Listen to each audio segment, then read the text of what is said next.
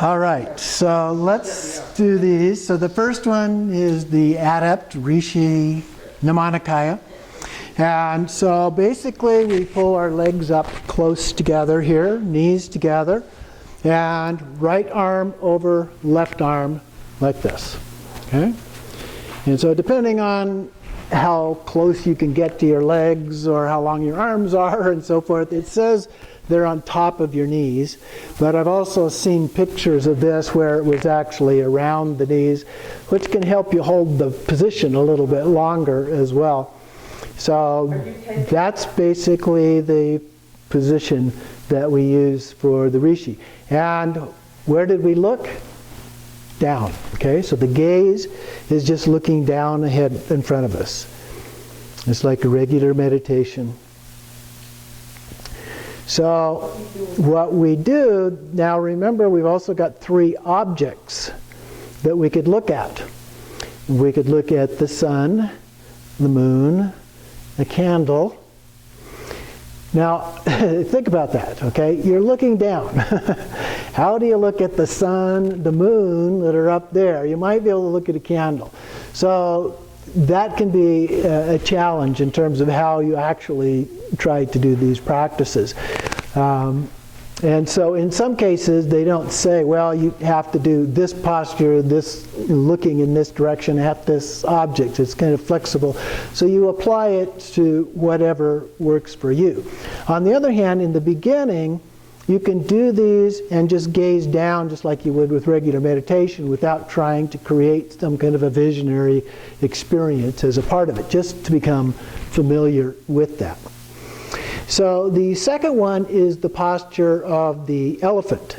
The posture of the elephant, you have to be on your hands and knees. So we go down, we're bending down, the feet, the toes are pointing back, so we're kneeling back onto the floor, elbows on the floor, and then our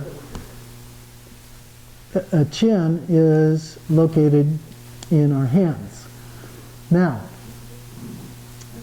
which direction do we look with this one? We look straight ahead. That's not easy to do either from that position because your head is so far down that it's difficult to do. So there are some practical kind of issues with what the description is that's actually being given for doing these practices. So that's the second one. The third one is the lion posture. Now, with the lion posture, the first one, or the traditional approach, and I'm going to sit on the edge of this because it helps me, as I said, otherwise I tend to fall over.